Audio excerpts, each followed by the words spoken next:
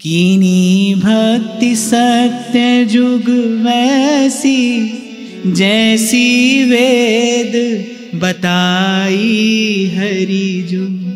सार रूप हरि भजन यजन ते, अभय महानिधि पाई हरि। फिर कहते हैं कि सत्ययुग में भक्ति कैसी थी? तप। सत्ययुग का भजन का मार्ग क्या है? तप। तब तप संभव था। क्यों? क्योंकि सबके जीवन में सत्य, तप, शौच और दया जो धर्म के 4 चरण हैं वो पूर्ण रूपेण विद्यमान थे। तप संभव था। दीर्घ आयु थी, स्वस्थ शरीर थे, स्वस्थ वातावरण था, स्वस्थ मन था, चित्त की वृत्तियां विकार रहित थी। उस समय पे तप ही भजन का मार्ग था। तप से ही जीवात्मा वो अभय पद प्राप्त करता था। तत्व ज्ञान उपदेश सार, हरिवंश रूप धर दीनो हरि जो। सारा सार विचार परे मुनि, वह धुन सुन जस कीनो हरि जो। स्मृति रीति जो भजन सार हरि, त्रेतायुग जुय जाए हरि जो। ऋषि मुख के उपदेश सबन सो, तैसे मार्ग लाए हरि जो। और फिर त्रेता युग में भजन का मार्ग था यज्ञ। यज्ञ से भगवान की आराधना की जाती थी। ऋषि मुख के उपदेश सबन सो, तैसे मार्ग लाए हरि जो। ऋषि लोग वेद मंत्रों का उच्चारण करते हुए, यज्ञ पुरुष भगवान की आराधना करते हुए उस सच्चिदानंद तत्व की किंचित अनुभूति प्राप्त किया करते थे। अष्टादश पुराण कहे द्वापर, व्यास सुभजन करायो हरि जो। महाराज उपचार सार कथि, सबहि यजन सिखायो हरि जो। फिर द्वापर में महर्षि वेद व्यास ने अष्टादश पुराणों की रचना की। और जो भगवान की अर्चना है, षोडशोपचार भगवान का पूजन होता है, महाराजोपचार पूजन जो है, तो द्वापर में अर्चना से, भगवद अर्चना से, पूजा अर्चना से, विधि निषेध से युक्त होकर, शुचिता पवित्रता आदि का आधान करते हुए भगवान की अर्चना करके जीव अपने कल्याण के कामी होते थे। तो सत्ययुग में तप से भगवान की अनुभूति, त्रेता में यज्ञ, द्वापर में अर्चना, परिचर्या, भगवान की अर्चना, इससे अपने कल्याण का पथ प्रशस्त किया जाता था। कलिजुग कठिन महा अति बाको, सबे धर्म हर लीने हरि जो। अंत्यज जमनन मंत्र सुने सब, वेद सार बिन कीने हरि जो। पाखंड धर्म प्रचुर पुहुमी मह, उत्पथ पंथ चलायो हरि जो।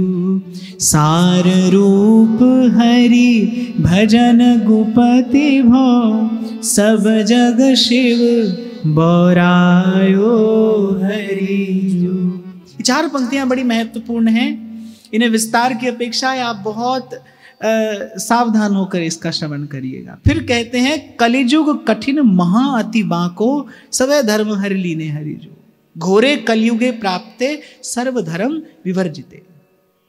पूर्व भी हमने यहां से चर्चा की थी कि सत्ययुग में धर्म के 4 चरण रहते हैं, सत्य तप शौच दया। त्रेता में तप शौच और दया, द्वापर में केवल शौच और दया, और कलयुग में न सत्य है, न तप है, न शुचिता है, केवल एक दया रह जाता है। कलयुग का धर्म है दया, जीव पर दया करिए, प्राणी मात्र पर दया हो, यही कलयुग का धर्म है। और फिर कलयुग का स्वरूप कैसा है कि घोरे कलयुगे प्राप्ते सर्वधर्म विवर्जिते। आज आप यत्र तत्र कुछ होता हुआ देखें तो बुद्धिमान लोग कहते हैं कि अयम तो युग धर्मोयम कस्य दोषेण भाषितम। भाई युग का धर्म है, किसको दोष दिया जाए?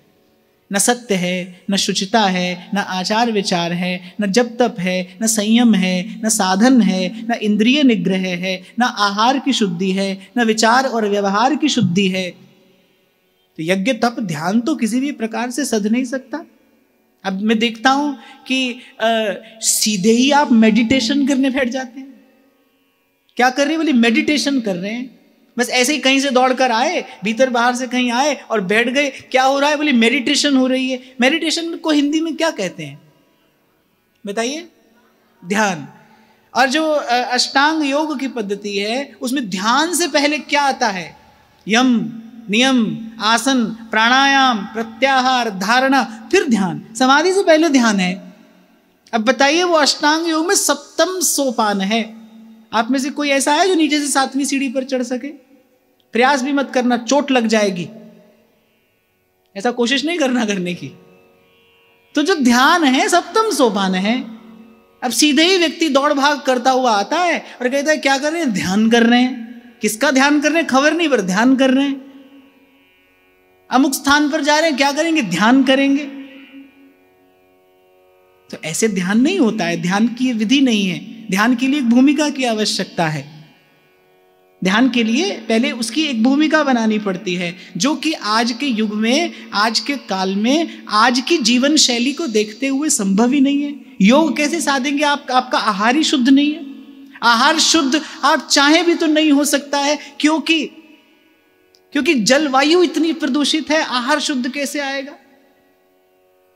कैसे दौड़ते हैं आज आप ऑर्गेनिक के पीछे कि कुछ शुद्ध खाने को मिल जाए? अरे अन्न शुद्ध नहीं है, जल शुद्ध नहीं है, दूध शुद्ध नहीं है, आहार शुद्ध नहीं है, कैसे योग सधेगा?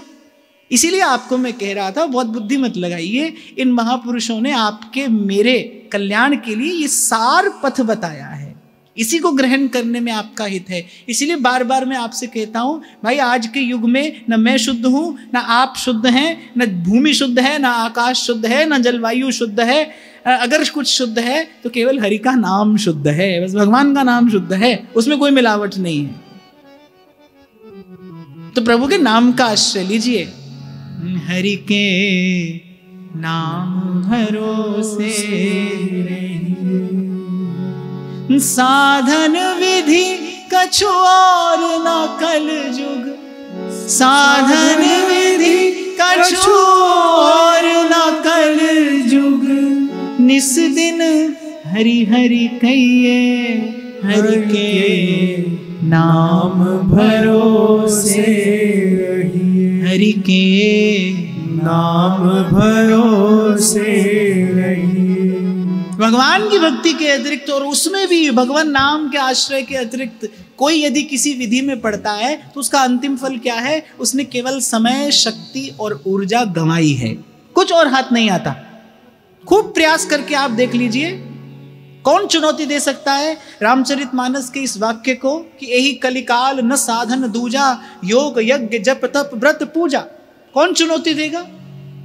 चैतन्य महाप्रभु के वाक्य को कौन चुनौती देगा? अरे भगवान अपने मुख से कह रहे हैं, यज्ञानाम जप यज्ञोस्मि। भगवान अपने मुख से कह रहे हैं।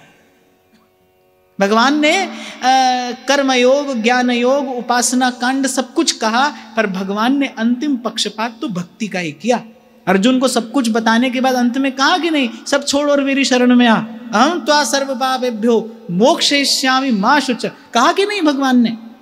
उद्धव जी से बार बार भगवान कह रहे हैं भाई कि मैं किसी चीज से हाथ नहीं आता, मैं केवल भक्ति से ही ग्रहण किया जाता हूं। शबरी से कहा कि नहीं, कहा रघुपति सुन भामिनी बाता, मानव एक भक्ति कर नाता। और इस घोर कलिकाल में भक्ति करने की विधि क्या है? हरि के नाम भरोसे। भगवान नाम का आश्रय लीजिए। और बार बार मैं आपसे कह रहा हूं, किसी साधन में मन मत लगाइए, वो केवल आपकी शक्ति, ऊर्जा, आपका समय नष्ट करेगा। उससे कोई सुफल हाथ आने वाला नहीं है। इस घोर कलिकाल में केवल एक ही विधि फलीभूत होती है, वह भगवान के नाम का आश्रय। याम घटी बिसरे नहीं। तो कहने कलयुग कठिन महा अति बाको, सबे धर्म हर लीने हरिजू, और अंत्यज जमनन मंत्र सुने, सब वेद सार बिन कीने हरिजू। कह रहे यवनों ने, अंत्यजों ने, अनधिकारियों ने वेद मंत्रों का श्रवण कर लिया, इसलिए उनका सार चला गया। अब वेदों में जो शक्ति है वो भागवती शक्ति तो है।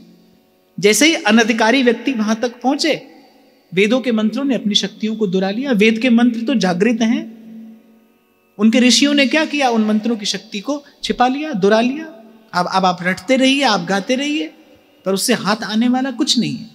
क्षमा करना, मैं वेद मार्ग के विरुद्ध जाने को नहीं कह रहा हूं, पर भगवान की आज्ञा ऐसी है। कलयुग का जीव, इस युग का धर्म यह है कि जीव का कल्याण केवल भगवान की भक्ति से हो सकता है, केवल भगवान नाम से हो सकता है।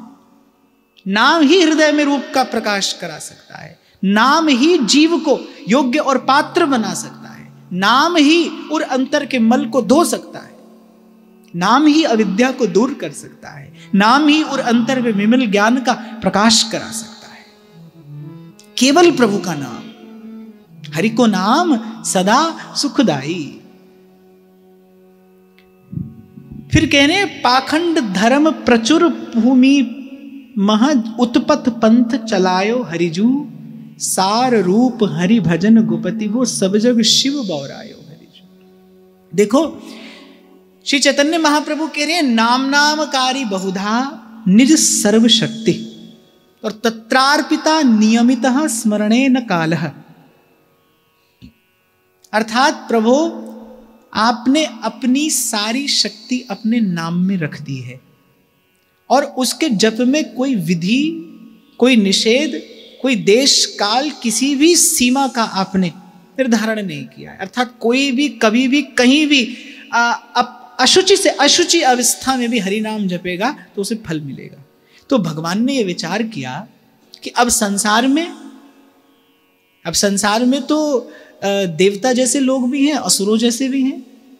मनुष्यों के भेष में ही देवता है, मनुष्यों के भेष में ही असुर है। वस्तुतः देवत्व और असुरत्व क्या है, वृत्तियों का नाम है। हमारे भीतर भी देवता भी हैं और असुर भी हैं। आप देखो कभी कभी हमारे भीतर ऐसा विचार आता है कि स्वयं पर गर्व होने लगता है, गौरव होने लगता है, और कभी कभी ऐसा विचार आता है कि बड़ी ग्लानि होने लगती है, स्वयं से घृणा होने लगती है। ऐसा विचार अपने मन में आता है क्योंकि हमारे भीतर देवत्व भी है और हमारे भीतर वो आसुरी वृत्तियां भी हैं। इसीलिए बार बार आपको कहा जाता है आहार शुद्ध रखिए, विचार शुद्ध रखिए, व्यवहार शुद्ध रखिए, क्योंकि यदि आप आहार विचार व्यवहार अशुद्ध रखेंगे तो जो आपकी आसुरी वृत्तियां हैं वो बलवती हो जाएंगी, वो शक्तिशाली हो जाएंगी। और वैसे भी अब खबर नहीं कारण क्या है, भगवान की लीला है, भगवान जाने, पर असुरों की शक्ति जो है वो देवताओं से वैसे भी अधिक है, स्वाभाविकता अधिक है।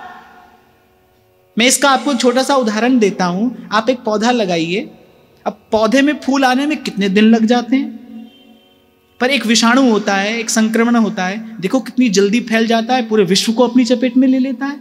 ऐसे ही नकारात्मकता जो है वो बड़ी शीघ्र फैल जाती है। आप अपने जीवन में भी देखना, जो अच्छा संस्कार है वो आपके जीवन में अपना स्थान बनाने में बरसों लगा देता है। बुरी आदत बहुत जल्दी आ जाती है, बहुत जल्दी लग जाती है, बड़ी जल्दी हम दास हो जाते हैं उसके।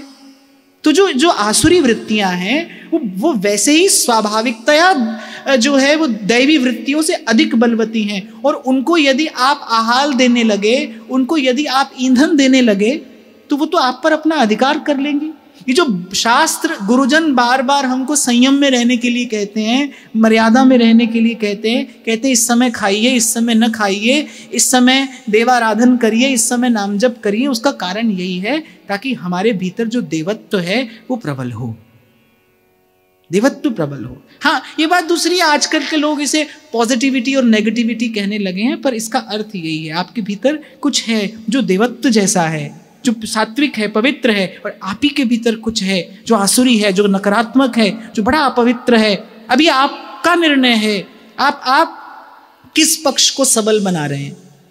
आप उपासना करेंगे, आप शुद्ध सात्विक जीवन जिएंगे, आप पवित्र आहार लेंगे, आप पवित्र विचार रखेंगे, तो धीरे धीरे आपके भीतर देवत्व का विकास होगा। जब मन आया खा लिया, जो मन आया खा लिया, जो मन में आया सो देख लिया, सब बातों का एक ही उत्तर तो देते हैं हम लोग, बोले मन कर रहा था खा लिया, मन कर रहा था सो देख लिया, मन कर रहा था सो कह दिया। अब मनमुखी व्यक्ति का तो अंततः पतन ही होता है, मनमुखी व्यक्ति का तो अंततः पतन ही होता है। जो गुरुमुख है वही अंततः प्रभु के सन्मुख होता है। तो मन पर बहुत मत जाना। इसलिए तो कुछ देर पहले मैं आपसे कह रहा था, मन को बहुत बड़ा प्रश्न मत बनाइए, मन पर मत जाइए। आज तक संसार के बंधन में आपको मुझे किसने डाला है? अपने मन ने ही तो डाला है। हमारा सबसे बड़ा शत्रु कौन है? हमारा मन ही तो है। गुरु मिल जाए तो फिर अपना मन ही मित्र है, और गुरु ना मिले तो अपने मन से बड़ा कोई और शत्रु नहीं है। बाहर खोजने मत जाइए शत्रु, अपना शत्रु भीतर बैठा है, अपना शत्रु भीतर बैठा है। तो ये बहुत ध्यान से समझने का विषय है कि हमारे भीतर देवत्व भी है, हमारे भीतर आसुरी वृत्तियां भी हैं। हमको कैसा जीवन जीना है कि हमारा देवत्व प्रबल हो। देखो, त्रिगुण से बना ये संसार है, भीतर बाहर त्रिगुण है। त्रिगुण अर्थात सतोगुण, रजोगुण और तमोगुण, ये तीनों गुण आपके भीतर हैं। और तीनों गुण एक अनुपात में है, किसी में सतोगुण अधिक है, किसी में रजोगुण, किसी में तमोगुण। आप देखो, कोई व्यक्ति केवल खाता है और सोता है, यहीं से निर्णय हो जाएगा कि इस व्यक्ति में तमोगुण का प्राधान्य है, इसमें तमोगुण अधिक है। एक व्यक्ति है जो केवल 3 घंटे सोता है, वो दिन रात परिश्रम कर रहा है, पुरुषार्थ कर रहा है, लग रहा है यहां से वहां, उसमें रजोगुण की अधिकता है। और एक व्यक्ति है जो शांत स्थिर उपरत है संसार के व्यवहार से, लेकिन वो शांत है, स्थिर है, बड़ा पवित्र जीवन है उसका। ये बताएगा कि उसमें सतोगुण अधिक है, उसमें सत्व की मात्रा अधिक है। और ये बिल्कुल आप पर निर्भर करता है, आप किस गुण को प्रबल करें। आप कर सकते हैं, अपने भीतर सत्व गुण का विकास कर सकते हैं। नाम जपिए, सेवा करिए, प्रार्थना करिए, सर्व के हित के लिए प्रार्थना करिए, गुरुजनों की सेवा करिए, कुछ ऐसा करिए जिससे आपको आशीर्वाद मिले, आपका जीवन सात्विक हो, आपका जीवन पवित्र हो, आप में सत्वगुण की वृद्धि होगी। और इन गुणों से पार जाने के लिए पहले आपको एक ऐसी अवस्था में आना पड़ेगा जहां आपका सत्वगुण अधिक हो। नाम मात्र का तमोगुण रह जाता है ऋषियों में। आप देखो, कुछ महापुरुषों का मैंने दर्शन किया, बहुत अल्प सा आहार करते हैं, थोड़ी देर के लिए सोते हैं, बहुत थोड़ी देर के लिए, 1-2 घंटा सोते हैं और दिन भर भजन करते हैं। ब्रजभूमि पर ऐसे ऐसे महात्मा हुए हैं, 20-20 घंटा भजन करते हैं, मानसी सेवा में लगे हैं, तन मन से सेवा कर रहे हैं, और केवल थोड़ी देर की नींद, थोड़ा सा आहार। अर्थ क्या है? सत्वगुण बढ़ गया है। जैसे सत्वगुण बढ़ेगा, आपकी निद्रा कम होती जाएगी, आपकी भूख कम होगी। पर ध्यान रखना, भूख कम होगी, शरीर की शक्ति कम नहीं होगी। बहुत थोड़ा सा आहार लेकर भी आप स्वस्थ प्रसन्न रहेंगे, आप में ऊर्जा, आप में स्फूर्ति बनी रहेगी। इसका अर्थ क्या है? आपका सत्वगुण बढ़ गया है। और ये बिल्कुल आप पर निर्भर करता है, इसका अधिकार भगवान ने आपको दिया है। आप कैसी जीवन शैली विकसित करते हैं, आप किस गुण का विकास कर रहे हैं। हमारे बड़े बाबा कहते थे, भजन और भोजन जितना बढ़ाओ उतना बढ़ जाता है, जितना घटाओ उतना घट जाता है। भजन और भोजन भी जीने के लिए बहुत थोड़े से भोजन की आवश्यकता है। हाँ, रसना के स्वाद का तो देखो कोई अंत नहीं है, उसकी तो कोई सीमा नहीं है। जन्म जन्म से हम आ रहे हैं, खा रहे हैं, पी रहे हैं, सो रहे हैं और मर रहे हैं, यही तो कर रहे हैं। आज तक कभी इसकी कोई सीमा नहीं आई, इसका कोई विश्राम नहीं हुआ। तो ये बात मैंने आपको इसलिए निवेदन की, हम सब साधक हैं, पर ये रहस्य है, इसको समझे बिना, इसको जाने बिना इस गुत्थी को सुलझाया नहीं जा सकता। तो सार स्वरूप में आपको यह निवेदन कर रहा हूं, 3 गुण हैं आपके भीतर, सतोगुण, रजोगुण, तमोगुण। तीनों गुण अपने एक अनुपात में हैं। आपको मुझे प्रयास क्या करना है कि नाम मात्र तमोगुण रहे, थोड़ा सा रजोगुण, हमारे जीवन में अधिकता हो सत्व की, सत्वगुण अधिक हो, सत्वगुण प्रधान हमारी जीवन शैली हो, सात्विक हो हमारा जीवन, पवित्र हो हमारा जीवन। आपको स्मरण हो, कुछ दिन पहले मैंने आपसे कहा था कि संसार टिका है लेने और देने पर, इसी व्यापार से संसार चल रहा है। आपको मुझे जाना है कहाँ, जहाँ कछु लेना न देना मगन रहना, लेकिन हम सीधे वहाँ नहीं जा सकते हैं। उसके पहले बीच में एक मार्ग है, थोड़ा सा लेकर और बहुत देना। पहले हमको ऐसी जीवन शैली बनानी पड़ेगी, हम थोड़ा सा लें संसार से और उसके बदले बहुत देने का प्रयास करें। थोड़ा सा लेकर बहुत देने का प्रयास करें। जैसे वृक्ष क्या है, बहुत थोड़ा सा लेता है, बड़ा थोड़ा सा लेता है वृक्ष आपसे। और एक समय तो ऐसा आता है जब वृक्ष आपसे कुछ भी नहीं लेता, वो केवल आपको देता ही देता है। वो बस प्रकृति से ही थोड़ा सा ले लेता है और वो आपको देता है, सतत देता है, अनवरत देता है और बिना किसी भेदभाव के देता है, प्रसन्नचित्त देता है, देता ही है। और देखा जाए तो भाई देह धरे का फल भी यही है, दीजिए दीजिए और बस दीजिए।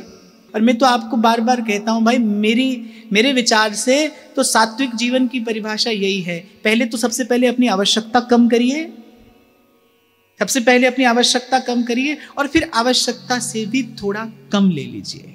बस यही सात्विक जीवन है, यही पवित्र जीवन है। मुझे लगता है यही साधु का जीवन है। थोड़ी सी आवश्यकता हो उसकी और उसमें भी वो बांट कर खाए, उसमें भी वो अपनी आवश्यकता से थोड़ा कम ले और फिर लेकर भी बांट कर पाए। यही सात्विक जीवन है। तो त्रिगुणातीत होने के लिए पहले सत्वगुण का प्रबलता आवश्यक है। पहले हमारे जीवन में सत्वगुण अधिक हो, उसकी विधि यही है। तो कह रहे पाखंड धर्म प्रचुर पुहुमी महा उत्पत पंथ चलायो हरिजू, और सार रूप हरि भजन गोपति वो सब जग शिव बौरायो हरिजू। जब भगवान ने देखा कि भाई हमने अपनी सब शक्तियां नाम में रख दी इस संसार में, तो आसुरी वृत्तियों के भी लोग हैं, वो जब नाम जपेंगे तो नाम तो बिना भेदभाव की शक्ति देगा। तो आसुरी व्यक्ति के पास यदि शक्ति आएगी, एक आसुरी वृत्ति वाला व्यक्ति यदि शक्तिमान हो जाएगा तो वह शक्ति का दुरुपयोग करेगा। एक साधु के पास जब धन आता है, धन भी तो शक्ति है ना, धन भी शक्ति है। एक साधु के पास जब धन आता है वो क्या करता है, वो सेवा करता है। वो किसी दीनहीन की सेवा करेगा, वो किसी दीन दुर्बल की सहायता करेगा। और वही धन जब किसी आसुरी वृत्ति वाले व्यक्ति के हाथ में आता है तो वो क्या करता है, वो परपीड़न करता है, वो किसी दूसरे को पीड़ा पहुंचाने का प्रयास करता है, वो किसी का अहित चिंतन करता है, उसी समय अहित साधने में लग जाता है। तो भगवान ने विचार किया, श्रीमन नारायण ने यह विचार किया कि कलयुग में हमने अपनी सारी शक्ति अपने नाम में रख तो दी और ये कलयुग का धर्म है, पर ये शक्तियां जब आसुरी वृत्ति के लोगों के पास जाएंगी तो वो इसका दुरुपयोग करेंगे और सृष्टि का संतुलन बिगड़ जाएगा। तो उन्होंने महादेव को आज्ञा दी कि आप कुछ ऐसे पाखंड धर्म प्रचलित कर दीजिए इस संसार में, जिससे जो अनधिकारी जीव हैं वो इस वैष्णवी भक्ति से, इस वैष्णवी उपासना से सदा सदा के लिए विमुख हो जाए, सदा सदा के लिए दूर हो जाए। ये शास्त्रों का, ये उपनिषदों का बड़ा गूढ़ रहस्य ग्रंथकार ने यहां उजागर किया है। भगवान की आज्ञा से महादेव ने कुछ ऐसे पाखंड धर्म प्रचलित करा दिए, स्वयं उनके आचार्य होकर प्रकट हो गए। लेकिन उससे पहले महादेव ने भगवान से यह वचन ले लिया कि हमें कभी अपनी माया में लिप्त मत होने दीजिएगा, क्योंकि हम आपकी माया का प्राबल्य देख चुके हैं, हम आपकी माया का प्रभाव जानते हैं, हम आपकी आज्ञा अनुसार आपका ये कार्य करेंगे। लेकिन भले हमारे गले में मुंडमाला हो, भले हमारे गले में मुंडमाला हो और हमारे अंग पर श्मशान की भस्म लिपटी हो, पर आपको हमें वचन देना होगा, हमारे हृदय में आपके चरण कमल ही रहेंगे, हमारी चेतना सदा आपका पावन स्मरण ही करती रहेगी, आपकी सेवा है सो हम अवश्य करेंगे। तो प्रभु मुस्कुराए, महादेव को वचन दिया और फिर महादेव ने इस घोर कलिकाल में अनेक अनेक पाखंड धर्मों का प्रचलन कराया, स्वयं उनके आचार्य होकर प्रकट हुए। अब मैं किसी का नाम नहीं लूंगा क्योंकि आप बुद्धिमान लोग बैठे, आपको संकेत ही पर्याप्त है, लेकिन ये सब प्रभु ने किस लिए किया, जिससे जो अनधिकारी है, जो आसुरी वृत्ति प्रधान जीव हैं, वो इस वैष्णवी उपासना से दूर रहें, इससे विमुख हो जाएं। बड़भागी होता है कोई भाई जिसके मस्तक पर वैष्णव तिलक होता है, जिसके गले में तुलसी की कंठी सुहाती है। ये वेश भी लोक को पवित्र करने वाला है, लोक का मंगल करने वाला है। तब कर कृपा व्यास नंदन सुख को सुख सार बतायो हरिजू। आगम निगम सिंधु मथ कथ के सार को सरबस गायो हरिजू। कठिन कर्म जेवरी बंधे जेते काटी के छुड़ाए हरिजू। श्री हरिवंश प्रताप सारवर जे नर शरण जू आए हरिजू। और फिर कृपा करके करुणा निधि और कृपा निधि श्री हरिवंश उदार वृंदावन रस कहन को प्रकट धर्यो अवतार। सेवक जी महाराज प्रथम प्रकरण में कहते हैं ना, म्लेच्छ सकल पुहुमी बढ़े धर्म रहित जानी सब दुनी। म्लेच्छन भार दुखी मेदिनी और धनी और दूजो नहीं। भक्ति मार्ग के आचार्यों का प्रागट्य हुआ। भगवान का श्रीमुख वाक्य है, आचार्यम माम विजानियात। आचार्य को मेरा ही स्वरूप जानना चाहिए। वो श्री रामानुजाचार्य हो, वो श्री रामानंदाचार्य हो, वो श्री निम्बारकाचार्य हो, वो श्री वल्लभाचार्य हो, इन सब आचार्यों के रूप में वही एक हित तत्व ही प्रकट हुआ, वही नित्य सत्य तत्व ही इस लोक में प्रकट हुआ, अस्मदादि जीवों का कल्याण कराने के लिए, मंगल कराने के लिए। और बस प्रियाजू के अकारण अनुग्रह से इस घोर कलिकाल में जीव की दुर्दशा देखकर ललिताजू के हृदय में करुणा रस का उद्रेक हुआ और उन्होंने श्री प्रियाजू से निवेदन किया। प्रियाजू ने अपनी प्राण प्यारी वंशी दे दी। उस वंशी ने इस लोक में प्रकट होकर और श्री प्रियाजू के श्री चरणारविंद की इस देव दुर्लभ अप्राप्य भक्ति को अस्मदादि जीवों के आस्वादनार्थ कल्याणार्थ प्रकट कर दिया। सोई ध्रुवदास जी कहते हैं, सोई रस हितजू प्रकट कर दीनो निसंक सबके कल्याणार्थ। कभी कभी बालक उद्दंड हो जाता है, अपने हित का विचार नहीं कर पाता, कुमार्ग पर चलने लगता है। तो माता पिता के हृदय में जैसी पीड़ा होती है ना अपने बालक को कुमार्ग पर बढ़ता देखकर, क्योंकि माता पिता परिणाम से परिचित हैं।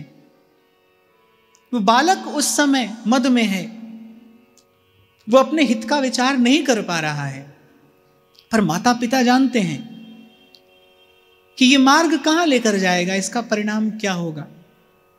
तो वो बालक को अनेक अनेक प्रकार से रोकने का प्रयास करते हैं। उनके हृदय में पीड़ा होती है बालक को कुमार्ग पर चलते देखकर। ऐसे ही मैं देखता हूं संतों की वाणी में कहीं कहीं वो पीड़ा परिलक्षित होती है जीव को कुमार्ग पर आगे बढ़ते देखकर। जीव तो मतवाला है, मोहांध है, वो तो नहीं जानता कि ये मार्ग कहां लेकर जाएगा, पर संत के हृदय में करुणा उमड़ती है जीव को देखकर। यह नर देह सजन प्रभु दीनी, ताही न विषय हरावो रे। ये नर देह सजन प्रभु दीनी, ताही न विषय हरावो रे। जीवन थोरो थिर कछु नाही, काहे जन्म गमावो रे।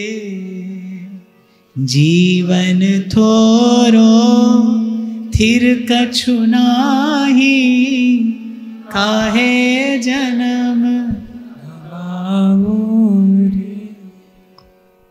और फिर कहते हैं, ये अद्भुत अवसर बस कुंजन, दंपति को दुलरावो रे।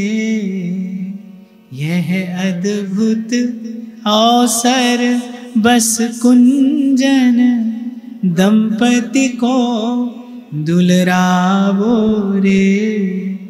वृंदावन हित रूप मिथुन को, दंपति नित नव लाड लड़ावो रे। वृंदावन हित रूप मिथुन को, नव नव लाड लड़ावो रे। और एक बात तो निश्चय करके जानना कि ये रविजा तट, ये वृंदावन, यह सत्संग ना पावो रे। अरे इन्हीं संतों के मुख से सुनने को मिलता है, जब ये लोग आए थे वृंदावन, तब वृंदावन की शोभा कैसी थी। हमारे व्यास जी जिस वृंदावन की शोभा का दर्शन करते हैं, कह रहे वृंदावन की शोभा देखत मेरे नयन सिरात। जीव चेत जाए तो अपने आसपास घटने वाली घटना को देखकर ही चेत जाए। जैसे हाथ में अंजुली में भरा हुआ जो जल होता है, उसको कितना भी रोकने का प्रयास करो, बहते बहते बह ही तो जाता है, अंजुली रिक्त हो जाती है।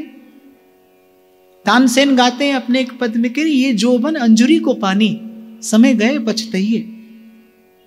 उन्होंने जो वृंदावन देखा उसका दर्शन पश्चात नहीं हुआ। इन संतों ने जो वृंदावन देखा उसका दर्शन आज नहीं होता है। आज आप जो देख रहे हो, खबर नहीं इसका दर्शन आगे हो कि नहीं। इसलिए आपसे निवेदन करता हूं, बार बार आपसे कहता हूं, भजन करने की शुभ घड़ी, भजन करने का शुभ मुहूर्त आज है, अभी है। आज अभी आरंभ करिए, यहीं से आरंभ करिए। संत कहते अरे गई सो गई, तू राख रही को। जो जीवन हाथ में है उसके निर्माण का प्रयास करिए। जीवन में पहले सत्वगुण बढ़े, जीवन में सुचिता पवित्रता आए, चरित्र में उज्ज्वलता आए, आपके व्यवहार में शीतलता आए, मधुरता आए, ये जीवन प्रभु के योग्य बने। आज की चर्चा यही श्री जी के चरणों में निवेदन करते हैं। महाराज के चरणों में प्रणाम। आप सबके हृदयस्थ हित प्रभु को नमन।